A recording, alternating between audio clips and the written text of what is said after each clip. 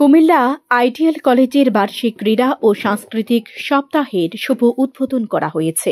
বৃহস্পতিবার সকালে Comilla fire service ও civil ডিফেন্সের মাঠে বার্ষিক ক্রীড়ার উদ্বোধক হিসেবে উপস্থিত ছিলেন ফায়ার সার্ভিস ও সিভিল ডিফেন্স কুমিল্লার সহকারী পরিচালক মোহাম্মদ তৌফিকুল ইসলাম ভূঁইয়া।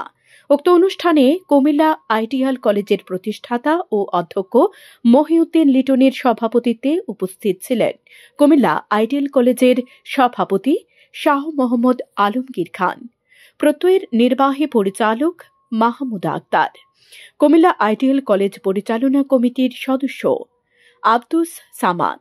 এ সময় কুমিল্লা আইডিয়াল কলেজের ইংরেজি বিভাগের সিনিয়র প্রভাষক মোহাম্মদ ইমরান হোসেনের পরিচালনায় উপস্থিত ছিলেন কুমিল্লা আইডিয়াল কলেজের পদার্থ বিজ্ঞান বিভাগের সহকারী অধ্যাপক গোলাম মোস্তফা, কুমিল্লা আইডিয়াল কলেজের ইসলামের ইতিহাস ও সংস্কৃতি বিভাগের সহকারী অধ্যাপক মোহাম্মদ আদনান ছাত্তার মজুমদার সহ কলেজের সকল শিক্ষার্থীবৃন্দ।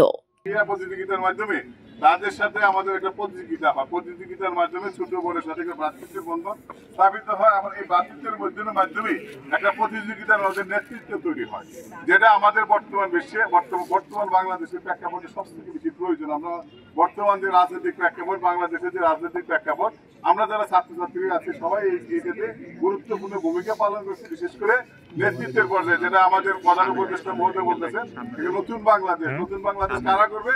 আপনারা যারা আমার সামনে যারা আছে তাদের উপরে সম্পূর্ণ নির্ভর করতেছে। আইডিয়াল স্কুল এবং কলেজের সাথে আমাদের অত্যন্ত একটা গভীর সম্পর্ক, নিবিড় সম্পর্ক।